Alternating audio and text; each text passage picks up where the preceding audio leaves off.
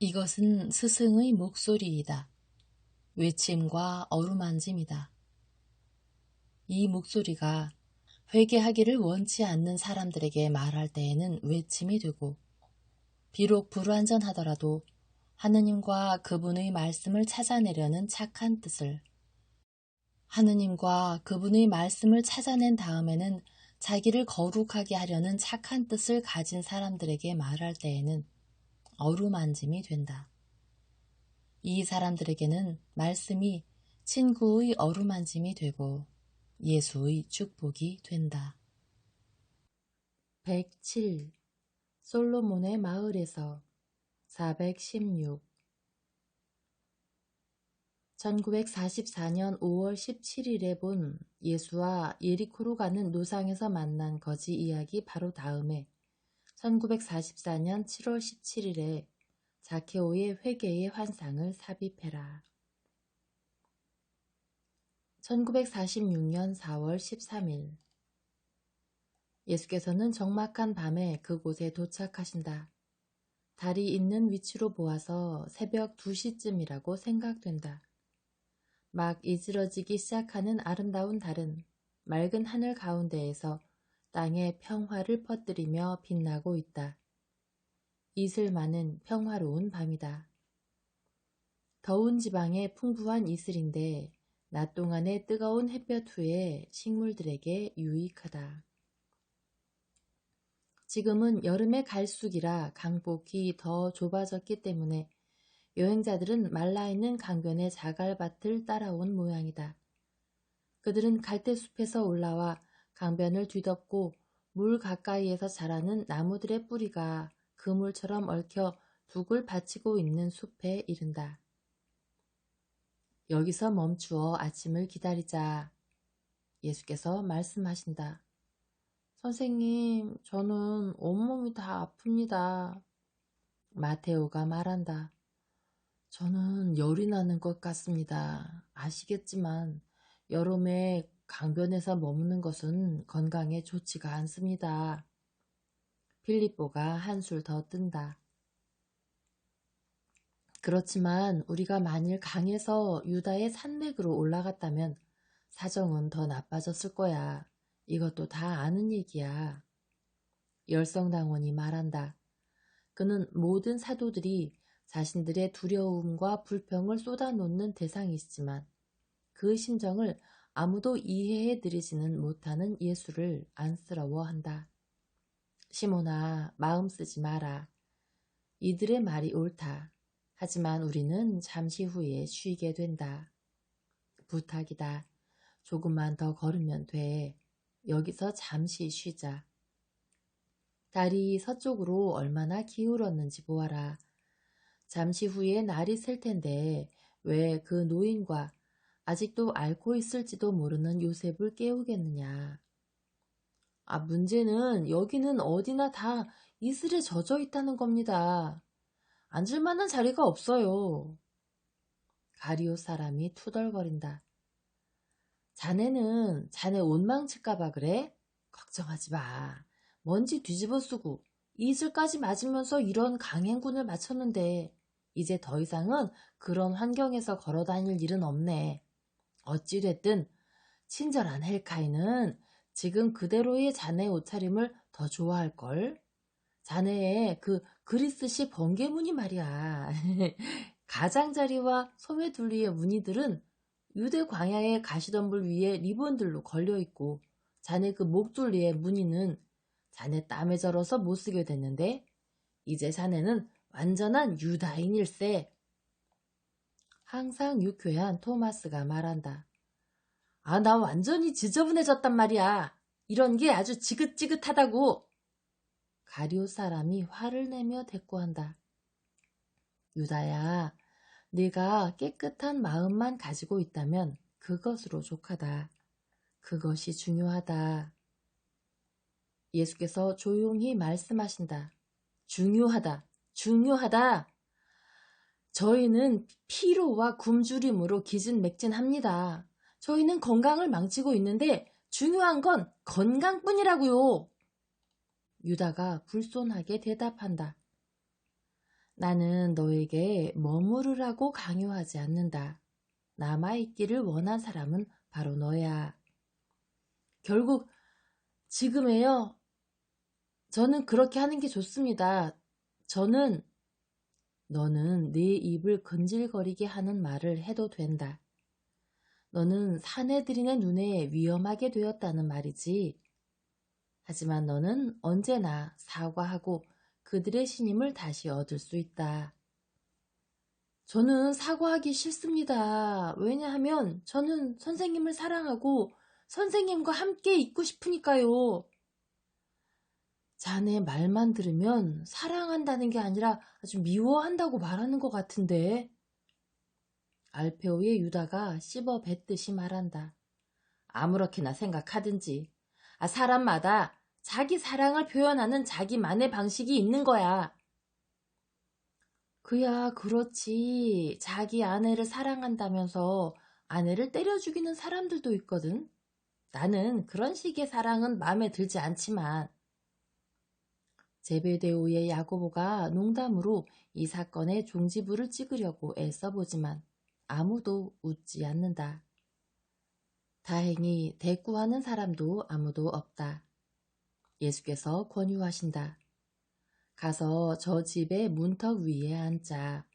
처마가 넓어서 이슬을 피할 수 있겠다. 저 작은 집의 처마 밑에 들어가 있을 만한 자리가 있다. 그들은 조용히 순종한다.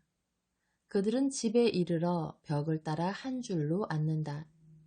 그러나 토마스의 간단한 말로 다시 토론이 벌어진다. 난 배고파. 밤에 걸으면 배가 고파져. 걸어서 배고픈 게 아니야. 우리 며칠째 거의 굶다시피 했잖아. 가룟 사람이 대답한다. 우리는 니까의 집하고 자케오의 집에서도 잘 먹었잖아. 니까가 우리에게 음식을 너무 많이 줘서 그거에 상할까 봐서 가난한 사람들에게 나눠줘야 했을 정도였잖아. 우리에게 빵이 떨어진 적은 한 번도 없었어. 대상의 짐승 무리꾼도 우리에게 빵과 버터를 줬잖아. 안드레아가 말한다. 그것을 부인할 수 없어 유다는 입을 다문다. 멀리서 수탉 한 마리가 동이 트는 최초의 징후를 보고 인사한다. 아이고 좋구나. 이제 곧 새벽이 되겠어. 베드로가 기지개를 켜면서 말한다. 그는 거의 잠이 들었던 것이다.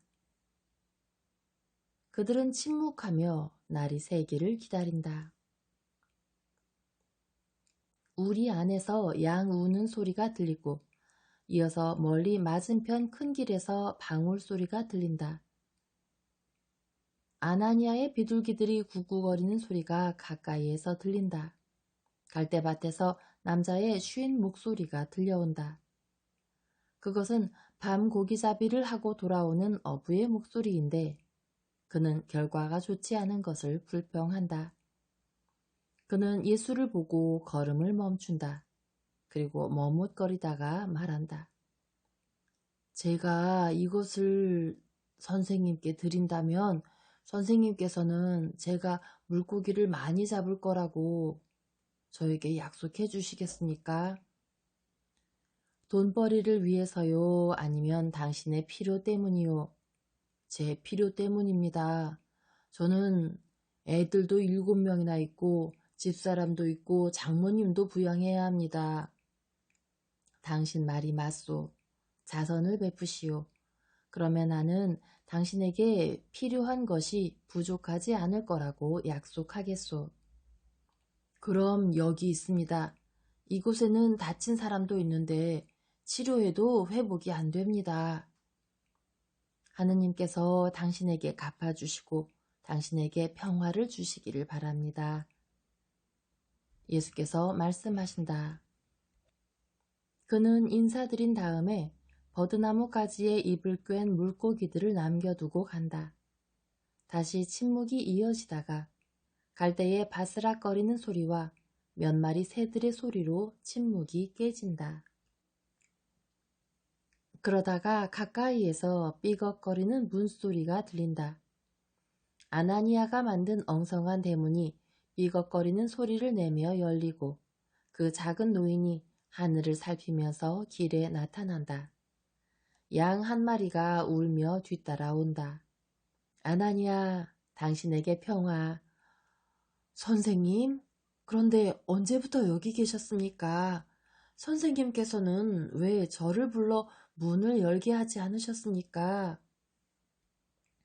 그리 오래 기다리지 않았습니다. 아무도 방해하고 싶지 않았고요. 요셉은 어떻습니까? 선생님께서는 그걸 아십니까? 그는 건강하지 않습니다. 귀에서 고름이 나오고 머리가 아프다고 합니다. 저는 그가 죽을 거라고 생각합니다. 아니, 그렇게 생각했었습니다. 지금은 선생님께서 오셨으니 그 사람이 나을 거라고 생각합니다. 저는 찜질약을 만들려고 약초를 구하러 나가던 길이었습니다. 요셉의 동료들도 여기 있습니까? 두 사람이 있습니다. 다른 사람들은 먼저 갔고 솔로몬과 엘리야는 여기 남아 있습니다. 바리사이들이 당신을 귀찮게 했습니까? 그 사람들은 선생님께서 떠나신 직후에는 그랬지만 그 후에는 그러지 않았습니다. 그리고 선생님께서 어디로 가셨는지를 물어서 제가 마사다에 있는 내 며느리 집으로 가셨다고 말했습니다. 제가 잘못한 걸까요? 아닙니다. 잘하셨어요. 그런데 선생님께서는 진짜로 거기 가셨었습니까? 노인은 안절부절 못한다. 예, 거기 갔었습니다. 며느님은 잘 있습니다.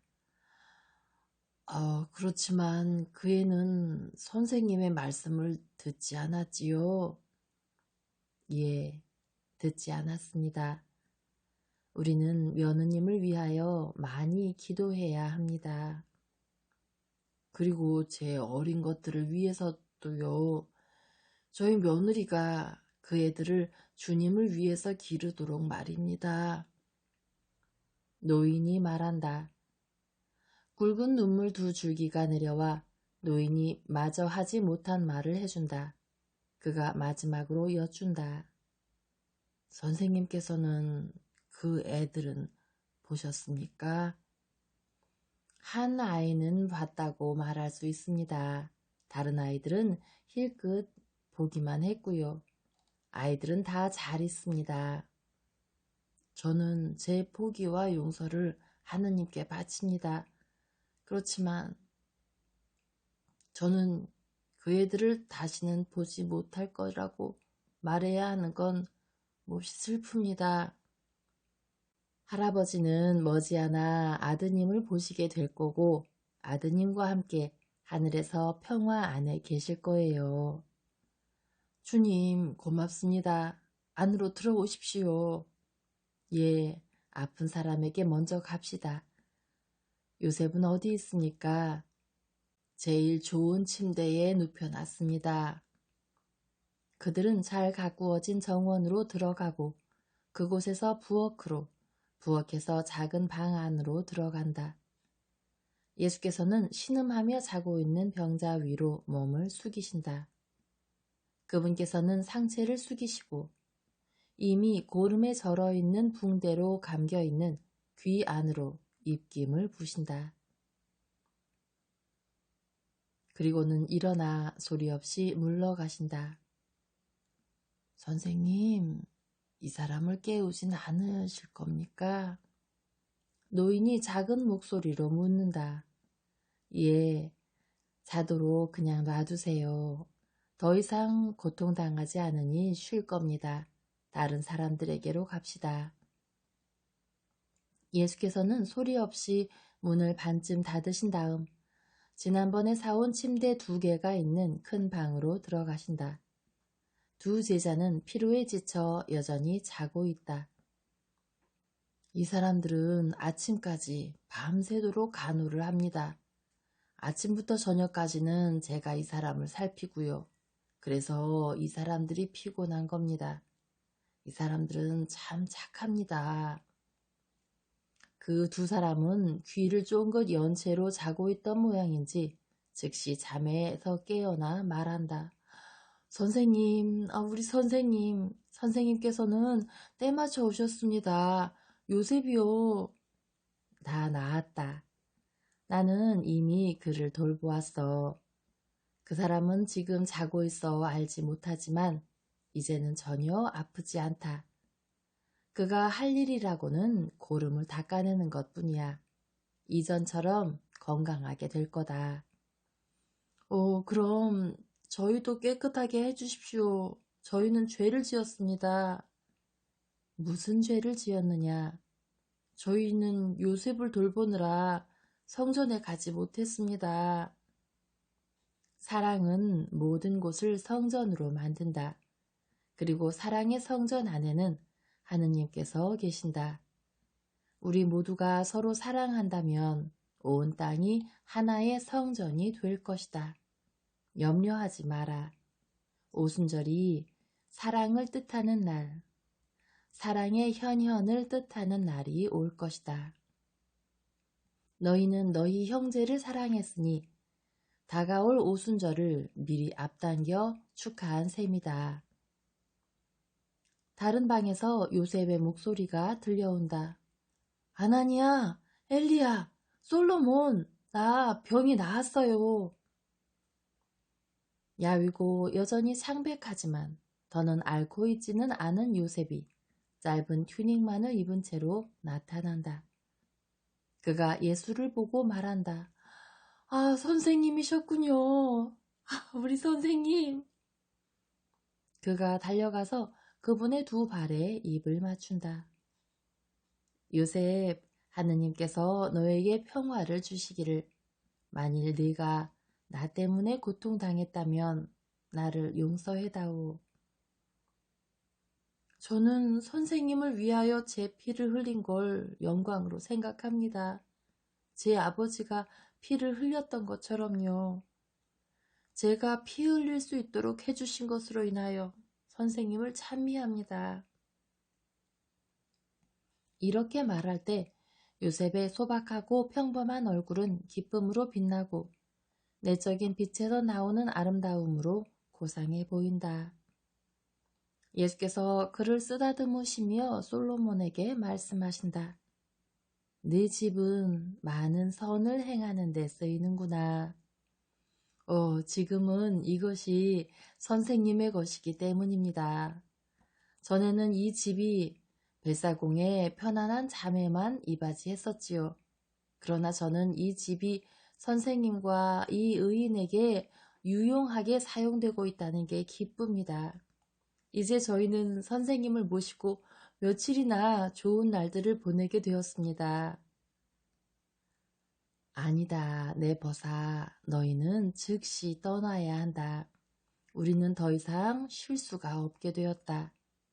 이 기간은 진정한 시련의 때일 터인데 강한 의지를 가진 사람들만이 충실하게 남아 있을 것이다. 지금 우리가 함께 빵을 쪼갠 다음에 너희는 즉시 떠나 강을 따라가서 나보다 한나절을 앞서가거라. 예, 선생님. 그런데 요셉도요? 요셉도 함께 가라. 만일 요셉이 또다시 상처를 입을까봐 염려하지 않는다면 말이다. 아이고, 선생님. 제가 선생님을 위하여 제 피를 흘리며 죽음에 있어 선생님을 앞서가야 한다면 얼마나 좋겠습니까? 그들은 이른 햇살로 반짝이는 이슬 맺힌 정원으로 나온다.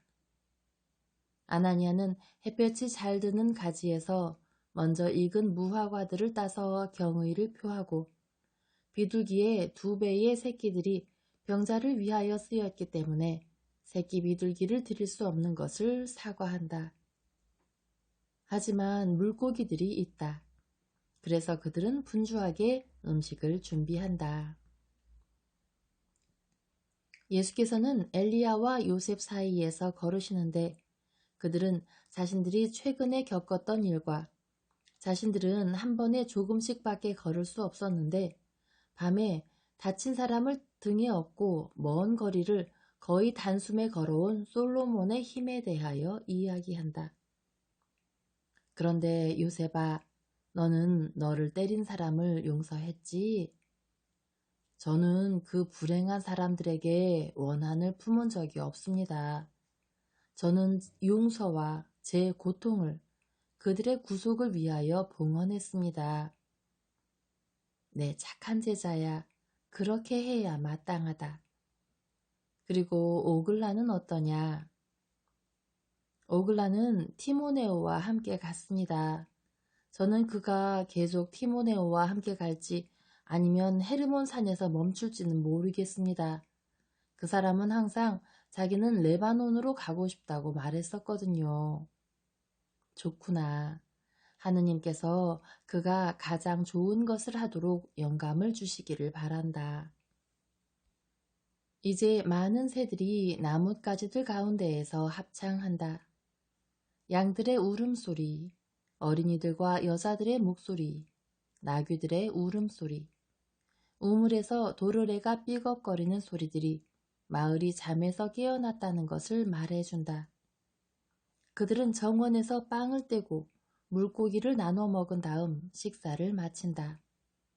그 직후 세 제자가 예수에게서 강복을 받고 나서 집을 떠나 강으로 이어지는 길을 빠른 걸음으로 걸어가 시원한 갈대그늘 속으로 사라진다. 이제 그들은 보이지 않는다. 그럼 이제 저녁까지 쉬자. 그 다음에 우리도 그들을 뒤따라가자. 예수께서 명하신다. 몇 명은 작은 침대들 위에 눕고 다른 사람들은 아나니아가 짜놓은 그물 무더기 위에 눕는다. 아나니아는 한가롭게 있지 않고 그물을 짜서 자기가 먹을 매일의 양식을 번다고 말한다. 사도들 모두는 피로를 풀기 위하여 잠을 청한다. 그동안 아나니아는 땀에 젖은 옷들을 주워 소리 없이 방을 나가 방문과 대문을 닫은 다음 강으로 내려가 그 옷들을 빤다.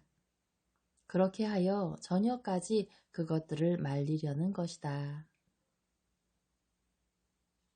예수께서 말씀하신다. 여기에 1944년 10월 22일자에 데카폴리스의 작은 마을에서의 예수와 1944년 9월 29일자에 데카폴리스의 마귀 들린 사람의 환시들을 삽입해라.